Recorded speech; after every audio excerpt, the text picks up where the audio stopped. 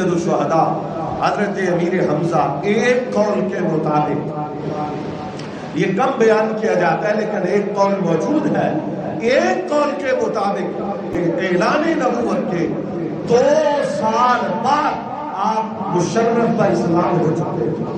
عام طور پر روایات تو 6 سال کی ہیں، لیکن بعض علماء نے محققین نے یہ لکھا ہے کہ حضرت سیدنا امیر حمزہ رضی اللہ تعالیٰ عنہ بہت جلد جو لوگ حلقہ بگوش اسلام ہونے والے ہیں ان میں شامل تھے، اور پھر حضور کے ساتھ جتنی سختیاں ہیں، حتیٰ کہ شیب ابی طالب کے اندر 3 سال کا جو محاصرہ رہا ہے، بائیکاٹ، سوشل بائیکاٹ رہا ہے بنو ہاشم کے ساتھ، حضرت سید الشہداء سیدنا امیر حمزہ نے اس سوشل بائیکاٹ میں بھی حضور سرور عالم کا ساتھ دیا اور ساری تکلیفوں کو بڑی خندہ پیشانی سے، فراخ دلی سے قبول کیا، اس لیے کہ جذبہ ایمانی میں جس قدر تکالیف کے ساتھ نبرت آزما ہونا پڑتا ہے اس قدر جذبہ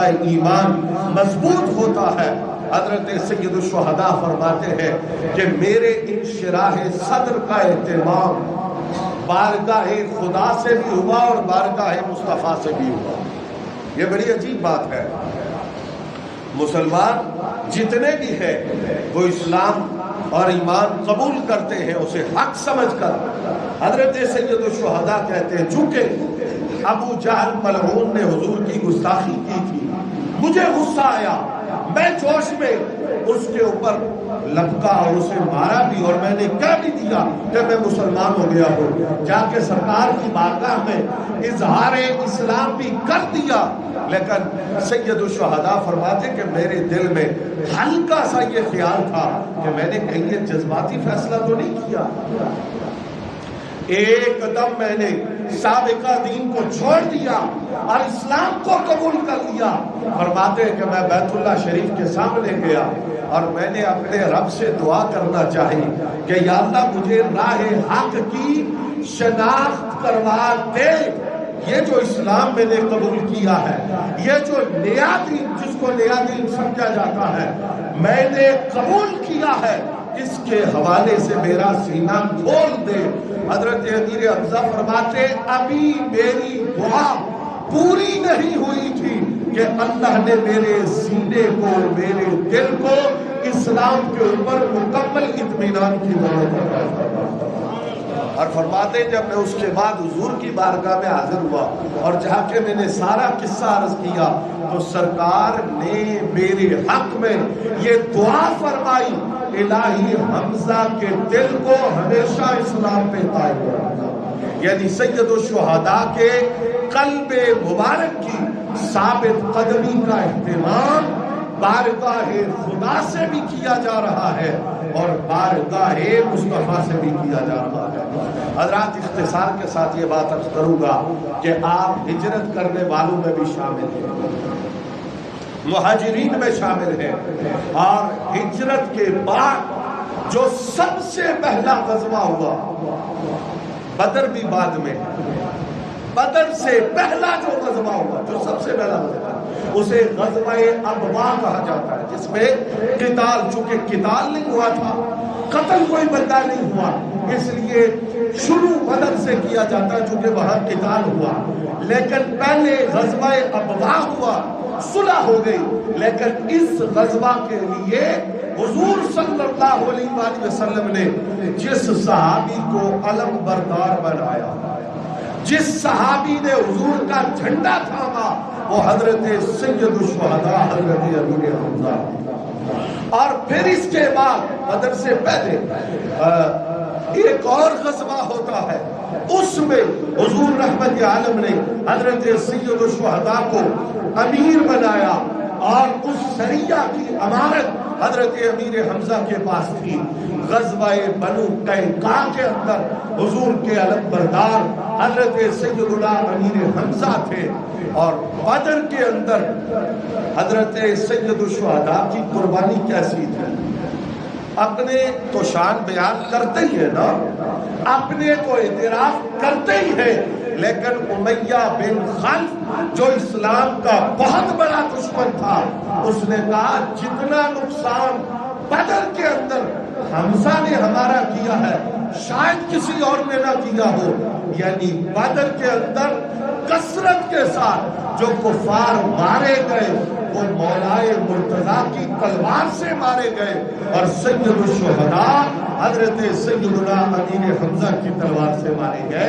اور احد کے اندر جو حضرت سید الشہداء کی شہادت ہوئی ہے، اس کا پس منظر بھی بدر کے اندر آپ کا کفار کو تہہ کرنا تھا. خیر وہ وقت آیا کہ جب بدر کے لیے مسلمان نکلے، شجاعت کے ساتھ، بہادری کے ساتھ لڑائی ہوئی، اللہ نے اسلام کو فتح عطا فرمائی. 1 سال گزرتا ہے، غزوہ احد کے لیے تیاری ہوتی ہے. تناسب اب بھی وہی ہے. بدر میں 300 اور 900 کا تناسب تھا، اور احد کے اندر 1000 اور 3000 کا تناسب تھا.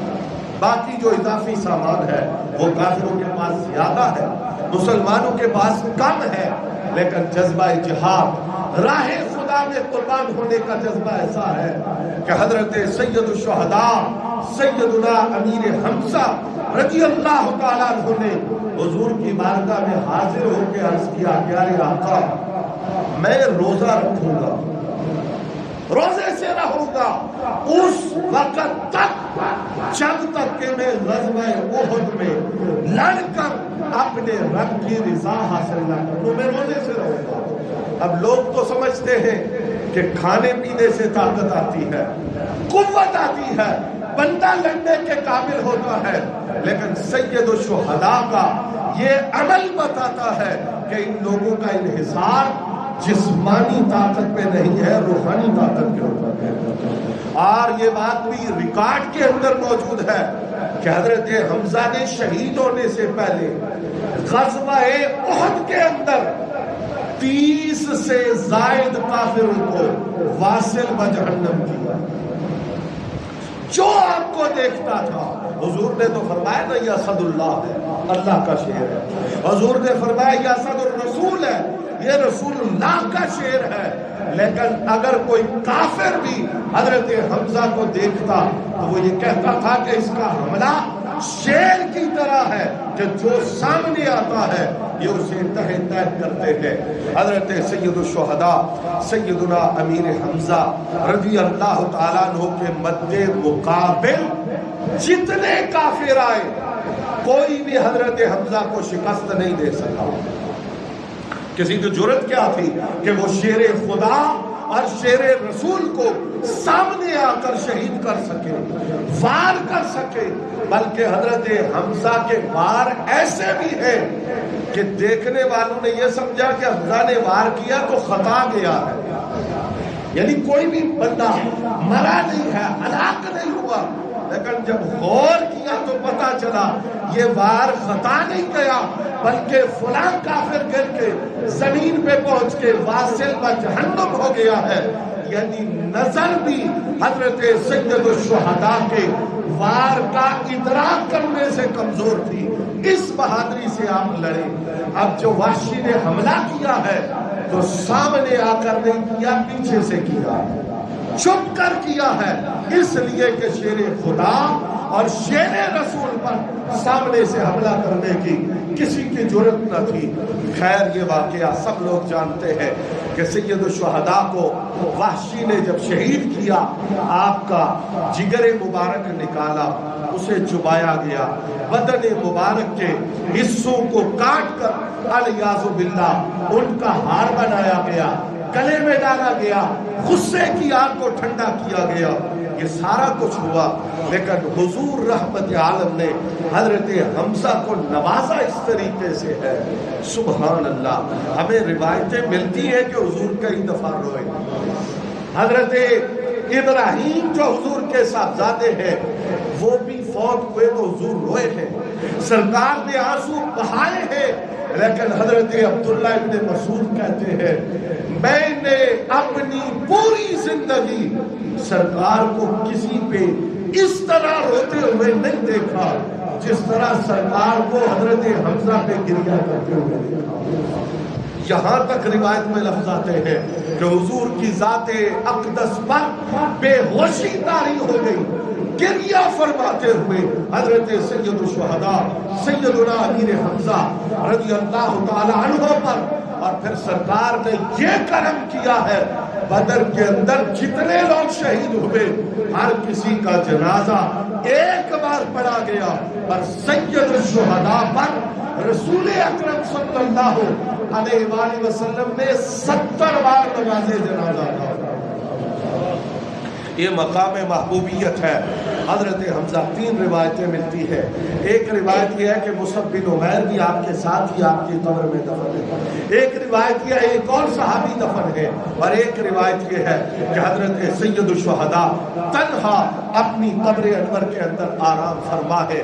اور حضور جب واپس آئے، یہ 2 باتیں سننی ہے، حضور جب واپس آئے احد سے تو سرکار دو عالم نے دیکھا ہر عورت، ہر خاتون قبیلہ انصار کی اپنے کسی نہ کسی عزیز پہ رو رہی ہے، آنسو بہا رہی ہے، دکھ تھا۔ سرکار نے فرمایا حمزہ پہ رونے والا کوئی نہیں؟ سنیں، حمزہ پہ رونے والا کوئی نہیں؟ اب دیکھیں کسی کا باپ شہید ہوا ہے، قریبی رشتہ تو باپ کا ہے نا، حضرت حمزہ کا نسبی رشتہ نہیں ہے اس عورت کے ساتھ جو رو رہی ہے، جس کا باپ شہید ہوا، کسی کا بیٹا، کسی کا بھائی۔ لیکن سرکار نے ان کو حکم کیا دیا؟ فرمایا اپنے مردوں پہ بعد میں رونا، حمزہ پہ پہلے گریہ کرو۔ اب کتابوں میں یہ بات لکھی ہے، فرمایا وہ دن گیا، یہ دن آیا، آج تک قبیلہ انصار میں کوئی فوتگی ہو جائے وہ اپنے مردے پہ بعد میں روتی ہے، پہلے وہ غم حضرت سیدہ امیر حمزہ کا کرتی ہے۔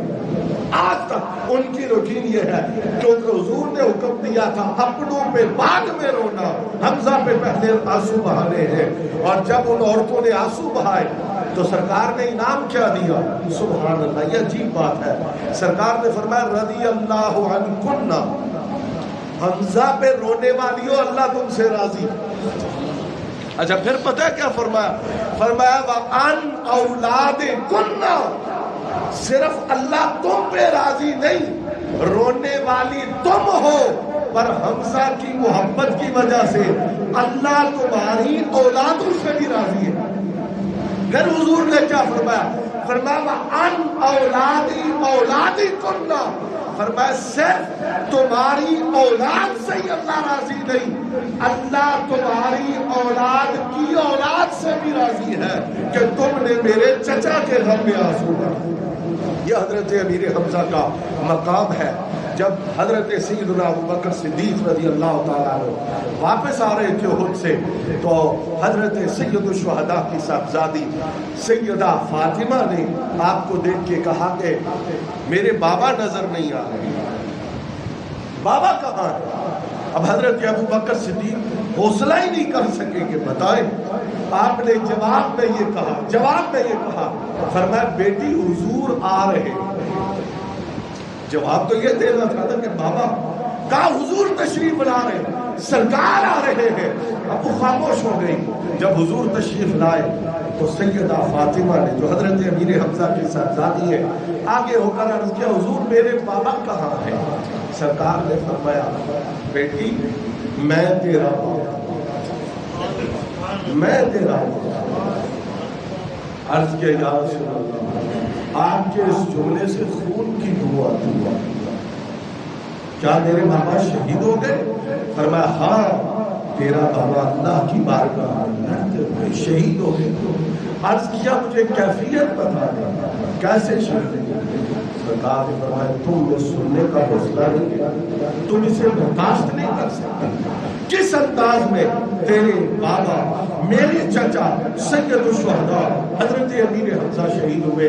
اب حضور رحمت عالم صلی اللہ علیہ وسلم حدیث پاک میں آتا ہے ہر سال ایک سال کے بعد ہر سال حضور احد کے شہداء کی قبور کی زیارت کے لیے تشریف لے کر جاتے، اور صرف جاتے نہیں، وہاں جا کے انہیں سلام کرتے، اور صرف سلام نہیں کرتے بلکہ حضور ان کے فضائل اور مناقب پر خطبہ ارشاد فرماتے۔ یہ جو اولیاء اور صلحاء کے آراس ہوتے ہیں، ہر سال ان کی یاد اور ان کے فضائل اور ان کی باتوں کا تذکرہ کیا جاتا ہے۔ کہ حضور رحمت عالم صلی اللہ علیہ وآلہ وسلم کا احد میں جانا، سرکار کا وہاں جا کے احد والوں کے فضائل بیان کرنا اس کی بنیاد ہے۔ اور سرکار کے وصال با کمال کے بعد آپ کی لخت جگر سیدہ کونین، مخدومہ کونین، سیدہ فاطمہ الزہرا، حضرت سید الشہداء کی قبر انور میں جاتی، اور جا کے اگر اس قبر پاک کی مرمت کی ضرورت ہوتی تو اپنے دست ہائے مبارکہ سے سید الشہداء کی قبر انور کی مرمت بھی فرماتی، اور حضور کے نقش قدم پہ چلتے ہوئے وہاں حاضری بھی دیتی۔ وقت بدل گیا، وہاں میں اکثر لوگ ایسے ہیں جو قبور پر جانے سے روکنے والے اور منع کرنے والے ہیں، لیکن ایک بات ایسی ہے کہ جس کا انکار آج بھی نہ وہاں کے لوگ کر سکتے ہیں نہ کوئی اور کر سکتا ہے، اور وہ بات یہ ہے کہ 4 راتیں بدھ کی جو شخص آج بھی سید الشہداء کی بارگاہ میں حاضر ہو اور اپنی جائز حاجت آپ کے وسیلہ سے اللہ کی بارگاہ میں پیش کرتا ہے، رب تعالی سید الشہداء کے مقبول وسیلہ کی برکت سے اس کی حاجت کو ضرور پورا کرتا ہے۔ جو کوئی مدینہ پاک جائے سید الشہداء کی بارگاہ میں ضرور حاضر ہو۔ یہ سنت مصطفیٰ بھی ہے، یہ سنت سیدہ زہرا بھی ہے، یہ حضور کی خوشی کا ذریعہ بھی ہے، آپ کتب مدینہ بھی ہے۔ آج بھی حضور کی بارگاہ میں سید الشہداء کی سفارش مقبول ہے۔ جو سفارش آپ کرتے ہیں حضور اسے ضرور پورا کرتے ہیں۔ اللہ اولاد دے، اللہ بیٹے دے، اپنے خاندان میں ایک بچہ ایک بیٹا ایسا ضرور ہونا چاہیے جس کا نام آپ کے نام پر امیر حمزہ ہو، اس لیے کہ حضور نے یہ حکم دیا صحابہ کرام کو کہ اس کے نام پہ نام رکھو جو مجھے سب سے پیارا ہے۔ صحابہ نے عرض کہ یا رسول اللہ وہ کون ہے؟ فرمایا وہ میرے چچا امیر حمزہ ہے۔ اللہ رب العزت کی بارگاہ میں یہ ہستیاں اس بلند مقام پر ہیں کہ ان کے نام میں برکت ہے، ان کے ذکر میں برکت ہے۔ 15 شوال المکرم آپ کا یوم شہادت ہے۔ سب مسلمانوں کو اس ماہ مبارک میں آپ کی عظیم قربانی کو خراج تحسین پیش کرنا چاہیے۔ اللہ پاک ان نفوس قدسیہ کے فیضان سے ہمیں اور ہماری آنے والی نسلوں کو حظ سے غافر نصیب فرمائے۔ وآخر دعوانا الحمدللہ رب العالمین۔